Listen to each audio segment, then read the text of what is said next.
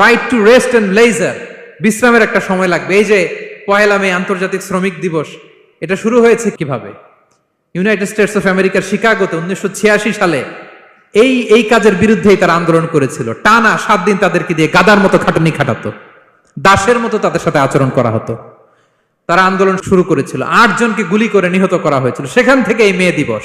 কিন্তু বিষ্ণু ঈসা ইসলাম 1500 বছর আগে এই শ্রমিকদের অধিকারের ব্যাপারে সোচ্চার ছিলেন। আলহামদুলিল্লাহ বলেন। তাহলে right to rest and leisure, UDHR, universal declaration for human rights, এগুলো সব নির্ধারিত আছে। তার মানে একজন শ্রমিকের 2 নম্বর অধিকার হচ্ছে চুক্তি অনুযায়ী সকল সুযোগ সুবিধা প্রাপ্তির অধিকার। আপনার চুক্তি করছেন, আপনি এটা এটা দিবেন, কিন্তু কাজের পরে আপনি ফ্যাসিলিটি দিচ্ছেন না, এটা করা যাবে? বলেন, করা যাবে? আল্লাহর কোরআন কি বলছে শুনুন। আল্লাহর কোরআন বলে, ইয়া আইয়ুহাল্লাযীনা আমানু আউফু বিল উকুদ, ও ইউ হু বিলিভ,